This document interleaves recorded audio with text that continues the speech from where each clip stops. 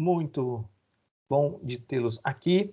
Meu nome é Marcelo da Silva Haunsel, eu sou um homem branco, 54 anos de idade, cabelos pretos, curtos e ondulados, já grisalhos, uso óculos, uso bigode e cavanhaque desde a adolescência.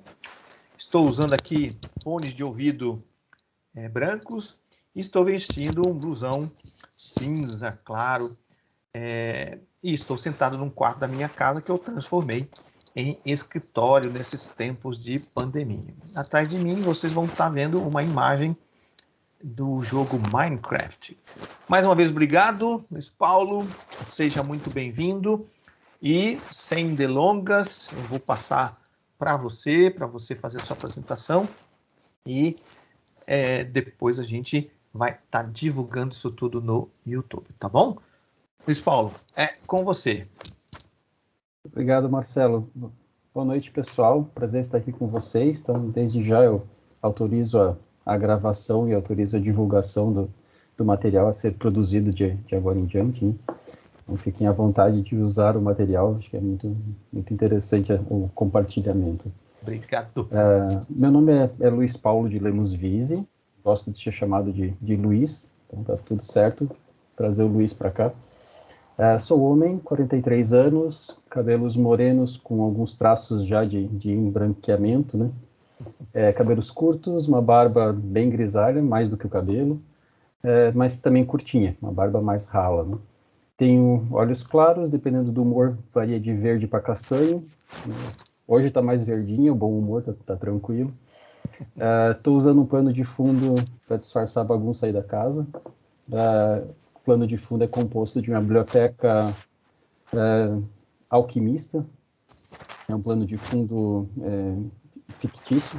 Então tem alguns cafés, alguns livros, algumas máquinas sendo bolinhas, uma personagem vendo um livro, tomando um café com seu dragão de estimação.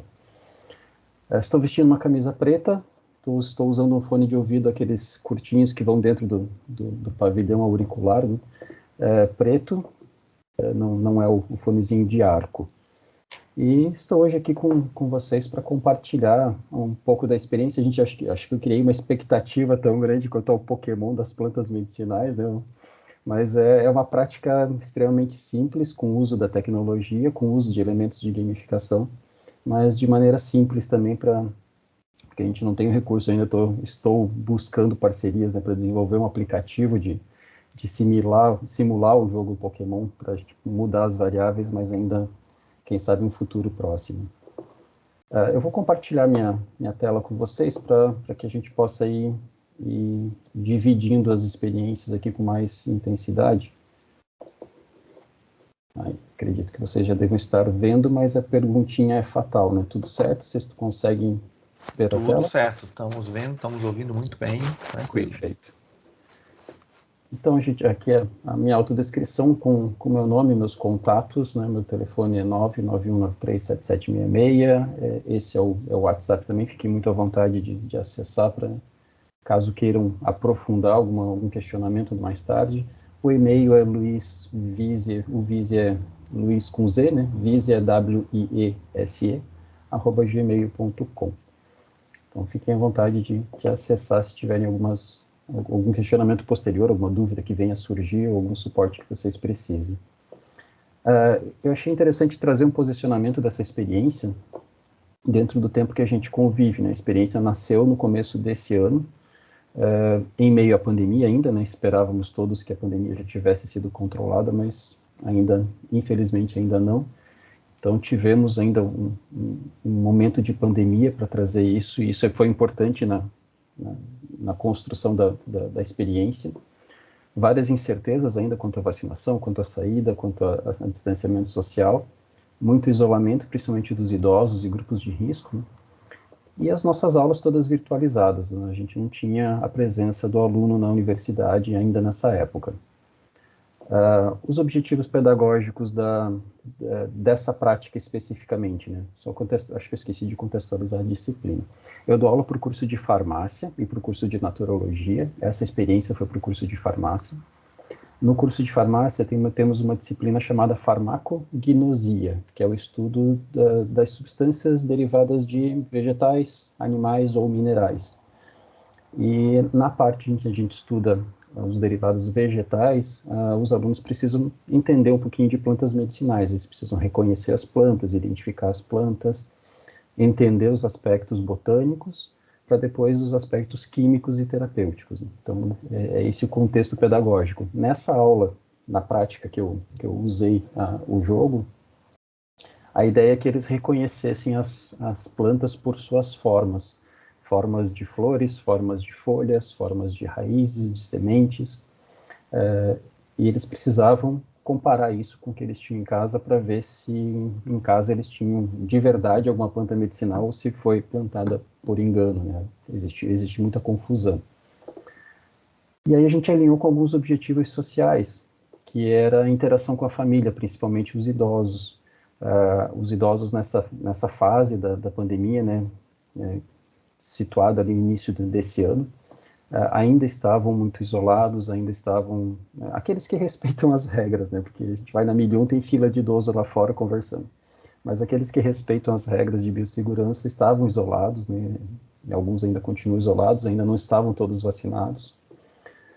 Então, com base nisso também, buscamos essa interação para que os nossos alunos e seus familiares interagissem mais com essas pessoas da família que conhecem mais sobre plantas medicinais, que normalmente são os mais idosos.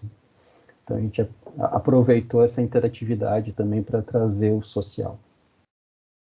A turma que eu apliquei isso é uma turma de terceiro ano, então, em torno de 19 a 21 anos, uma amplitude de 19 a 21 anos, né? Então, nascidos ali em 98 a 2001. São adolescentes, jovens adultos que ainda não têm muita experiência sobre plantas medicinais, no máximo usaram aquilo que mães, tias, avós indicavam. E o perfil da disciplina eu acabei trazendo mais tarde aqui no slide, mas a gente já conversou antes, né? Então, estudo dos compostos derivados de plantas, animais e minerais. Então, só uma contextualização, porque às vezes a farmacognosia acaba assustando o nome, né? Mas é o estudo desses compostos. Eu trabalho num projeto voluntário também que trabalha com gamificação, com ludificação, com gamificação, que trabalha com octálise, que é uma ferramenta que trabalha com 8 lados, né, de um instrumento, de uma figura, cada um com a sua particularidade, com a sua indicação. E nessa experiência especificamente a gente usou 6 dos 8 lados, né, que foi o sentimento de pertencimento, de cada um ter o seu álbum de figurinha, ter a sua coleção de pokémons de plantas, né? O cumprimento das missões, e cada um ia cumprindo a missão e ia ganhando o ok, o correto, né?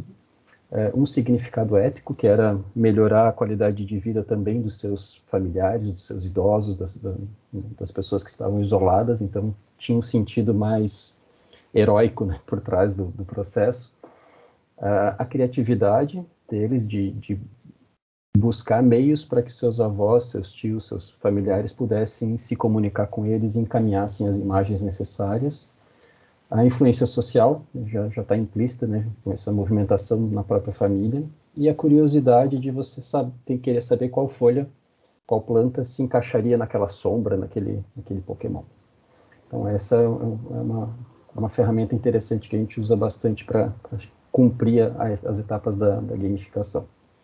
E o que inspirou no jogo Pokémon foi, na verdade, não, o jogo em si inspirou também, veio no slide seguinte, mas nos desenhos animados, a cada intervalo do desenho animado, vinha uma perguntinha com uma sombra, né? Quem é esse Pokémon? Então terminava um trecho do episódio, no Plim Plim, né? na troca da sequência do episódio, vinha aquele intervalinho, mas antes do intervalo vinha, quem é esse Pokémon? Aí passava o intervalo, o próximo bloco começava dizendo, aí mostrando quem era aquele Pokémon, para ver se você tinha acertado ou não. Então, com base nesse jogo, né, nessa estratégia de curiosidade, de engajamento que eles fazem para a criança não sair de perto da televisão, para depois vou esperar a propaganda, então para ver qual é o Pokémon que foi colocado. a gente usou isso na disciplina, né, de colocar a sombra das plantas medicinais e eles terem que buscar quem é esse Pokémon, né? Quem é essa planta medicinal, qual é essa espécie, né? Com base no jogo do Pokémon, o jogo ele possui uma coleção. Aqui nessa página a gente vê mais de 450 casinhas já, né? Cada casinha representa um Pokémon que você tem que pegar, buscar, né? Procurar nas ruas, trocar, fazer chocar de ovinhos, aí tem uma série de estratégias no jogo, mas você vai fazendo a sua coleção. E a ideia, também eu adaptei essa ideia para o ensino das plantas medicinais, colocando as diversas formas e eles tendo que encontrar uma planta medicinal que se encaixasse em cada uma daquelas formas para completar a caderneta ou a coleção das plantas medicinais. Então, semelhante a esses recortes, né? Então, cada forma de folha tem uma propriedade específica, né? Tem um desenho específico, que as tornam diferentes entre si e que às vezes a gente não dá bola, né, para como é que termina a ponta da folha, como é que começa a base da folha. Isso nos ajuda a diferenciar uma planta da outra. Às vezes nos ajuda a diferenciar uma planta tóxica de uma medicinal. Então, a importância de identificar as formas é bem interessante. E aí eles buscavam, e eles se divertiam muito mais buscando essas formas mais diferentes, como a de lança, a de coração, a de rim. Então, eles iam buscando formas diferentes que não se encontram facilmente por aí. Então, essas foram as sombras que eu usei para compor o jogo. Depois a gente vai fazer uma etapa ali de como fazer a sombra, né? Como é que eu consigo chegar nesse ponto de criar uma sombra para fazer a estratégia de gamificação, né? Já vou mostrar para vocês também. E além da forma em si, também tem a variação das margens, né? Cada folha tem uma margem ou lisa, ou ciliada, ou dentada, ou arredondada. Então, as margens também compunham essa identificação. Então, tinha que bater a forma com a margem. Então, de maneira muito breve, fiz uma contextualização do que me levou a ter essa iniciativa de fazer essa atividade. E aí, eu trouxe 4 pontos aqui para a gente aprofundar. Então, como fazer as sombras? A ideia das sombras, ela traz deixa eu só abrir aqui. Ela traz eu trouxe ela dentro do próprio PowerPoint. Eu vou colocar para vocês aqui uma tela em branco, para a gente poder trabalhar. Dessa tela em branco, você pode buscar qualquer imagem de folha da internet. O próprio PowerPoint já ajuda a trazer. Eu vou colocar aqui folha, planta. Vou pegar a primeira que aparece aqui para a gente poder trabalhar mais rápido.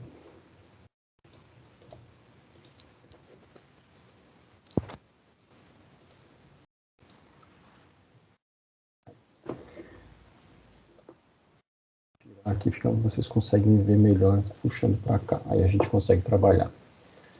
Então, só posicionar ela em pezinho para padronizar com as outras folhinhas. Eu peguei a primeira que apareceu na internet. Para sombrear, a gente tem a opção de formatar a imagem, as novas versões, né, as novas atualizações do Microsoft PowerPoint trouxeram uma série de facilidades na manipulação de imagem, como remover fundo, ajustes de correção de cor. Então, ajudou bastante essas outras opções.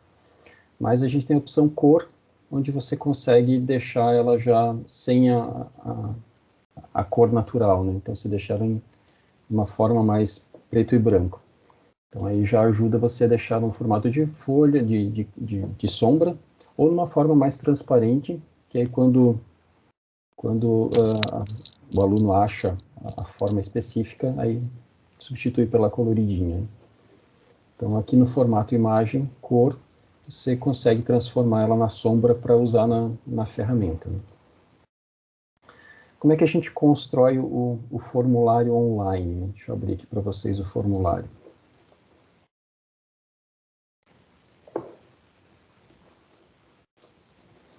Eu criei um formulário online no Google Docs, né? Deixa eu abrir o passo a passo aqui para que vocês acompanhem. Então, dentro do Google tem uma série de ferramentas que podem ser utilizadas nas aulas, o Jamboard eu uso bastante também. Dentro deles tem o Drive, o Google Drive, que é um depósito de imagens, mas também tem a possibilidade de você criar arquivos, né? Então, deixa eu criar aqui dentro da pastinha Univille, um novo arquivo com formulários. Então, aqui tem formulário Google, eu abro esse formulário, e aí eu consigo dar um título para o formulário, estabelecer perguntas. Provavelmente muitos de vocês já receberam formulários para preencher de alguma pesquisa que alguém resolveu fazer. Então, acredito que não seja novidade para vocês alimentar o formulário, responder ao formulário. Então, esse formulário específico, que eu criei ele na gamificação, deixa eu voltar aqui na página, a ideia era que os alunos pudessem submeter fotos que eles coletavam ou em casa ou de seus familiares. Então, a foto que eles iam submeter, vinha o nome do aluno primeiro, né? E aí a sombra, a imagem, e aí com base nessa imagem ele tem até 5 fotos para adicionar. 5 plantas que ele acha que se encaixem nesse formato. E aí eu coloco os diversos formatos e ele vai poder ir adicionando as fotos que ele encontra. Então, nessa primeira etapa da aula, eles precisam mandar fotos só do seu próprio quintal. É uma questão de confiança com o aluno de que ele vai mandar realmente só as fotos do seu quintal. Eu faço uma busca pelo Google Imagens depois, se por acaso ele não está usando imagens da internet. Eu jogo algumas imagens ali no Google Imagens, e se vem uma imagem igualzinha de resposta ali, de link, quer dizer que aquela foto não foi batida do quintal dele, né? Teve alguns casos, mas a maioria fez bonitinho. Então eles mandavam, a primeira etapa é mandar as fotos do que tem em casa, seja uma planta ornamental, seja uma planta hortaliça, qualquer coisa valia. A gente ainda não estava nesse ponto de medicinal, mas servia para atender as diversas formas, né? Então como é que eu crio esse tipo de pergunta que permite adicionar arquivo? Aqui, quando você começa o teu formulário, você estabelece a pergunta, você escreve qualquer coisa na pergunta e vai escolher o tipo de resposta que você está aceitando. Então, um deles é o upload de arquivo. Então, você vai escolher essa opção, upload de arquivo. Aí você permite que os usuários façam o upload na tua conta do Google. Você pode estabelecer tipos de arquivos específicos para subir, né? Eu quero só PDF, eu quero só desenho, eu quero só imagem. Eu não especifiquei, permiti que eles colocassem qualquer tipo. Eu subi para 5 o número de arquivos que eles poderiam mandar, até para que eles tivessem opções, né, para eu perceber se eles entenderam o processo. Porque se as 5 imagens fossem muito diferentes, ele estaria chutando. Se as imagens fossem muito semelhantes, ele estava na busca por acertar. Então, eu gostei de colocar no máximo 5 imagens, pode aceitar até 10. Você pode estabelecer um tamanho máximo de arquivo. Eu deixei 10 MB por arquivo, que é bastante coisa, né, para uma foto. Mas, às vezes, né, um celular mais potente, ele consegue tirar com uma boa resolução e vem num tamanho grande. Então, eu configurei assim.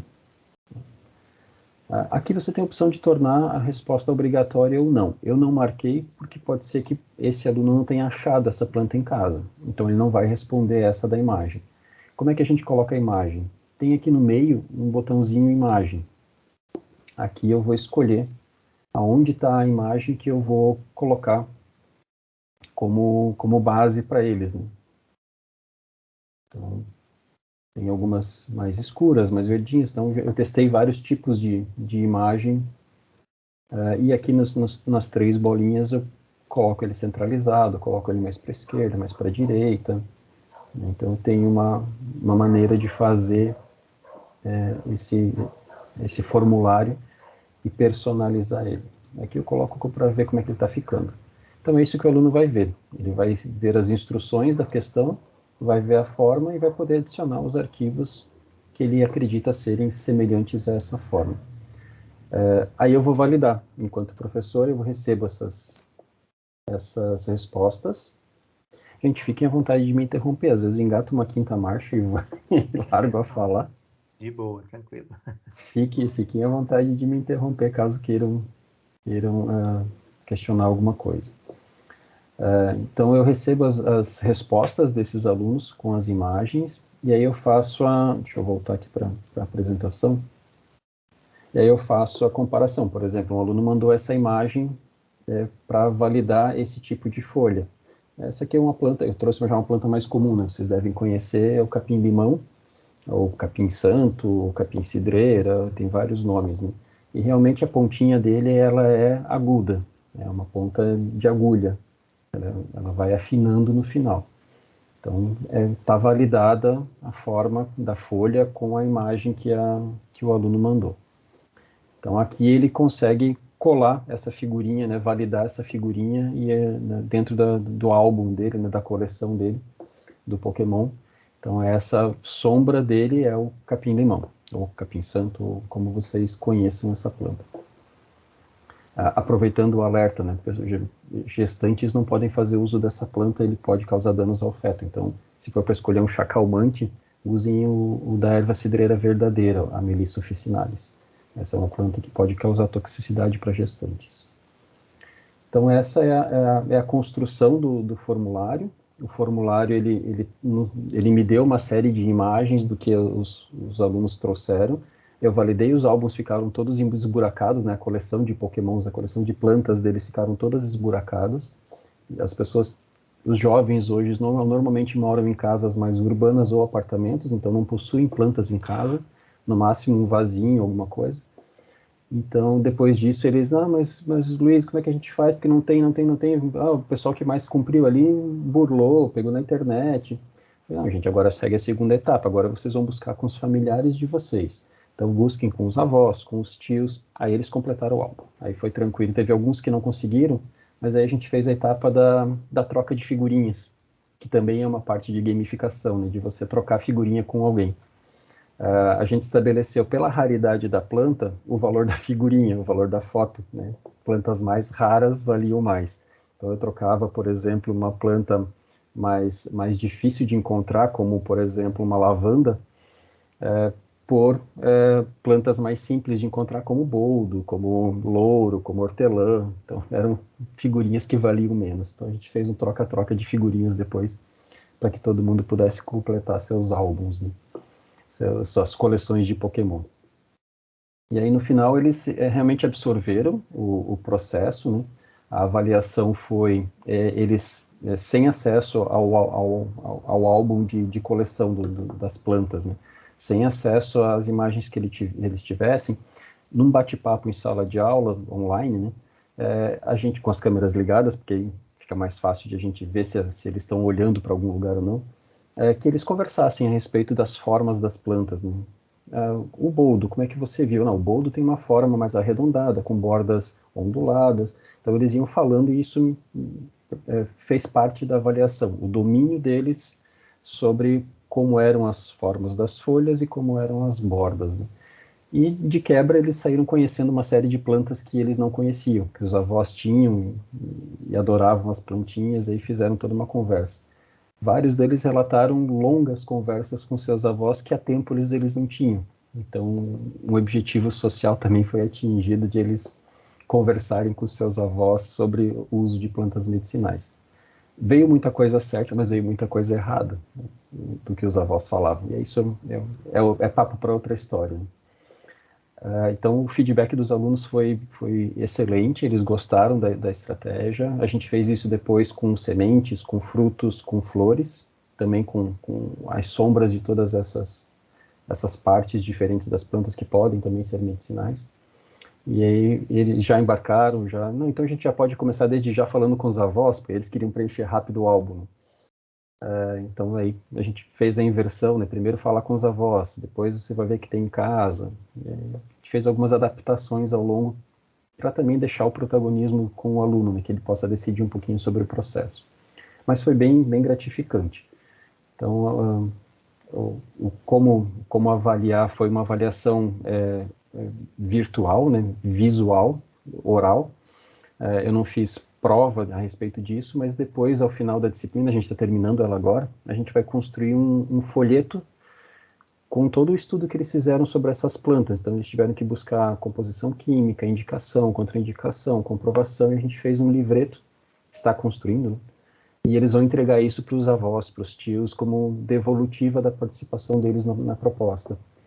Então, a disciplina ainda não acabou, né? O trabalho não acabou, ele começou com essa coleção lá atrás, a gente entrou na parte medicinal depois, e vai finalizar com essa entrega dos folhetos orientativos sobre fitoterapia para os avós, para os tios, aqueles que participaram da coleta de dados.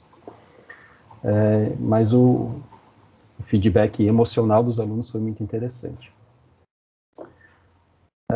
Gente, eu deixei bem curtinho a apresentação, acho que eu até passei do tempo que eu havia prometido, né, questão de 20 minutinhos. Fiquem à vontade de questionar, de perguntar, de complementar, de sugerir coisas diferentes, quem sabe a gente aperfeiçoa a prática.